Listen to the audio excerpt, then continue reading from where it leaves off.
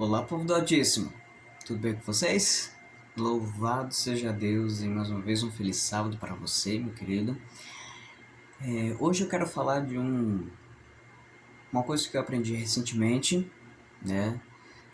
Deus me revelou através da sua palavra algo que eu quero compartilhar com vocês. No título desse vídeo é: será que Paulo errou? No que eu estou me referindo? Será que Paulo errou ao dizer que nós, os que ficamos vivos, seremos arrebatados? Será que ele quer dizer que ele já estava esperando Cristo no seu tempo? Bom, a gente vai ver o seguinte. A gente vai ver se isso está coerente com a Bíblia ou se não está. Vamos olhar tintim por tintim. Por isso, pegue sua Bíblia e vamos ler. Mas antes disso, vamos fazer uma pequena oração. Querido Deus, nosso querido Pai, nesse momento nós precisamos do Santo Espírito, Senhor, para entender mais um pouquinho da Tua Palavra.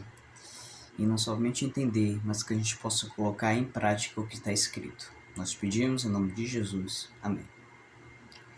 Quais são os textos que Paulo fala, nós, os que ficamos vivos, seremos arrebatados? Está em 1 Tessalonicenses. 1 Tessalonicenses, no capítulo 4, verso 15 e verso 16. É importante frisar que muita gente, pastores renomados de várias igrejas, e até mesmo na nossa, tem ensinado esse tipo de coisa, que no tempo de Paulo, ele ensinava em que ele estava esperando a vinda de Cristo no tempo dele. No entanto, é uma informação, digamos, incorreta. E por que eu digo isso com tanta clareza sem rodeios? Na verdade, quem conhece as profecias sabe muito bem o que é necessário para acontecer antes da volta de Cristo. Será que Paulo conhecia o tempo que ele está vivendo? Bom, a gente vai ler. 1 Tessalonicenses capítulo 4, verso 15 diz assim: Dizemos-vos, pois, isto pela palavra do Senhor, que nós, os que ficamos vivos para a vinda do Senhor, não precederemos os que dormem. Verso 17. Depois nós, os que ficarmos vivos, seremos arrebatados juntamente com eles, ou seja, os que ressuscitaram, nas nuvens, a encontrar o Senhor nos ares, e assim estaremos sempre com o Senhor. Até aqui dá-se ao caso de entender em que está falando de nós, os vivos, que estamos vivos agora. Mas será que ele está falando disso ou ele está se referindo a nós, os cristãos, que estamos esperando a vinda de Cristo? Será que está referindo nós que estamos vivos, ou nós, os cristãos? Paulo aqui está se referindo de nós, os cristãos. Os cristãos. Não está se referindo nós, os que a respeito de ele vai estar vivo na volta de Jesus. Não. Paulo ele conhecia muito bem a profecia, principalmente principalmente porque ele estudava a Bíblia, as profecias, da forma que deve ser estudada, da escola historicista. Então, ele sabia muito bem do que estava falando. O povo de Tessalônica pensava da mesma forma que nós estamos pensando, que essa fala de Paulo está falando que com a gente que está vivo, Jesus vem. Mas olha só o que o próprio Paulo escreve em 2 Tessalonicenses capítulo 2, verso 1. Ora, irmãos, rogamo-vos pela vinda do nosso Senhor Jesus Cristo, pela reunião com Ele. Logo ele está se referindo mais uma vez à volta de Cristo. Verso 2. Que não vos movais facilmente do vosso entendimento, nem vos perturbeis, quer por espírito, quer por palavra, quer por epístola, como de nós, como se o dia do Senhor estivesse já perto. Onde ele está alertando. Não se comportem facilmente como se Cristo já estivesse perto. Isso era para o tempo, ele estava falando para o tempo do povo de Tessalônica daquele tempo. Só para deixar claro. Verso 3. Ninguém de maneira alguma vos engane, porque não será assim sem que antes venha a apostasia e se manifeste o homem do pecado, o filho da perdição. Então ele explica que antes de chegar a volta de Cristo, é preciso vir a apostasia, o filho da perdição. É interessante que o filho da perdição é citado 2 vezes na Bíblia. Primeiro, para Judas, e segundo, para esse sistema, o mistério da iniquidade. Verso 4. O qual se opõe e se levanta contra tudo que se chama Deus, ou se adora, de sorte que se assentará como Deus no templo de Deus, querendo parecer Deus. Sem muito rodeios, esse mistério da iniquidade é o próprio papado. É o próprio papado. Se você estudar as profecias de Daniel 2, 7, 8 e até mesmo o capítulo 11, você vai entender que realmente o mistério da iniquidade, o anticristo, é o papado. Esse anticristo aparece em 2 fases. Primeiro é o papado, e em segunda fase é o próprio Satanás personificado Cristo. Então entenda que Paulo ele sabia que antes de vir a volta de Cristo era necessário vir a apostasia.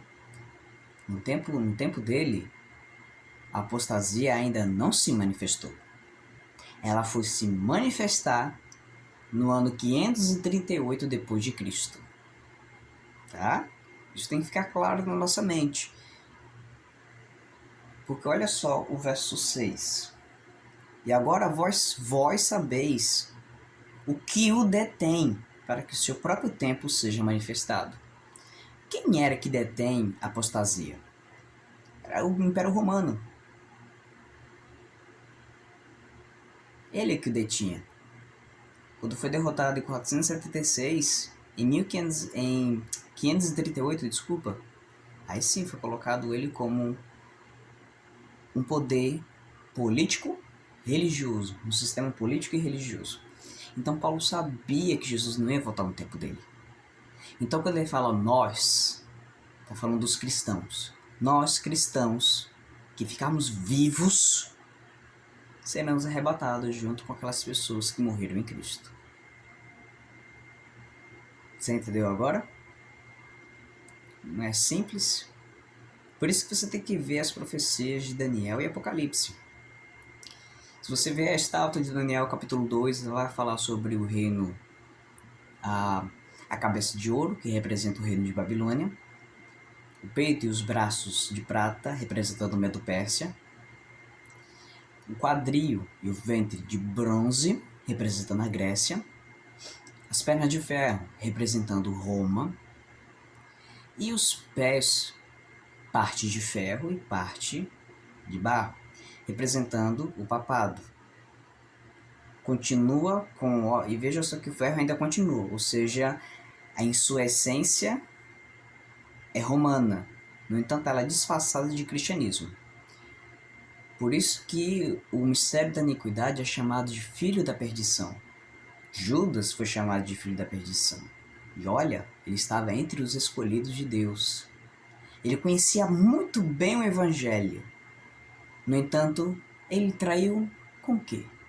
Com apenas um beijo.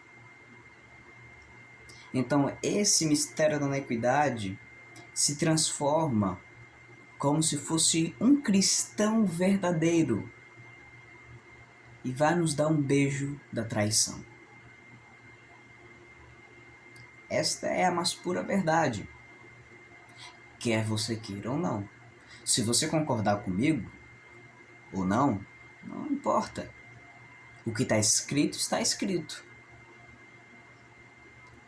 Se a gente também for olhar também Daniel capítulo 7, o leão, Babilônia, o urso, Medo-Pérsia, a Grécia, que é representada pelo leopardo, Roma, imperial, representado pelo animal terrível espantoso, e o papado, o chifre pequeno. Mas que antes que a apostasia venha, antes de Jesus, na verdade, desculpa, antes de Jesus voltar, é necessário vir a apostasia. Por isso, Jesus fala em Mateus 24, Cuidado para que ninguém vos engane. Sejamos conhecedores da palavra e, mais ainda, sejamos especialistas no que a Bíblia diz. Isso foi o que Deus me revelou. Foi o que Deus me revelou ainda há umas horas atrás. Então, quando o texto está falando, 1 Tessalonicenses 4, diz que nós, os que ficarmos vivos, está falando de nós, os cristãos que ficarem vivos no último segundo da história da Terra. Ok? É por isso que ele advertiu o povo. Gente, para que Jesus venha, é necessário que venha primeiro a apostasia. Então temos cuidado ao estudar a palavra de Deus. Temos que raciocinar. Temos que ver o que a Bíblia diz, o que o Espírito de Profecia diz e o que a história também diz. Então que nós sejamos estudantes da palavra de Deus. Nós não podemos de forma nenhuma deixar de conhecer o que Deus quer mostrar para nós. É pela profecia que Deus abre uma cortina mostrando o futuro e o que está prestes a acontecer, para que a gente não seja pego de surpresa, para que a gente esteja preparado, pois o Filho do Homem vem como ladrão. Isso não está falando da volta de Cristo, isso está falando do fechamento da porta da graça. O fechamento da porta da graça virá com um ladrão. Quando a porta da graça se fechar, quem está salvo, quem está perdido, está perdido. Por isso, eu apelo a vocês, povo do Altíssimo, para que sejamos estudantes fiéis da palavra de Deus, que possamos orar, que possamos entender o que Jesus está falando, entender as profecias, pois sem o conhecimento das profecias não estaremos preparados. Mas não basta apenas conhecer, nós temos que praticar. Temos que praticar o que a Bíblia manda, temos que praticar o que Cristo nos manda. Cristo fala, se me amais, guardareis o quê? Os meus mandamentos. João 14, verso 15. Então que sejamos coerentes. Assim falar e assim proceder. Sejamos coerentes com o que está escrito. Vamos orar? Santo Deus, nosso querido Pai, obrigado, Senhor, por mais uma revelação que o Senhor nos deste essa noite. Obrigado pelo sábado, que o Senhor possa estar conosco. Nós te pedimos em nome de Jesus. Amém. Que Deus possa abençoar a sua vida grandemente. E que cada vez mais Deus possa nos revelar mais um pouquinho mais da tua palavra. Deus os abençoe.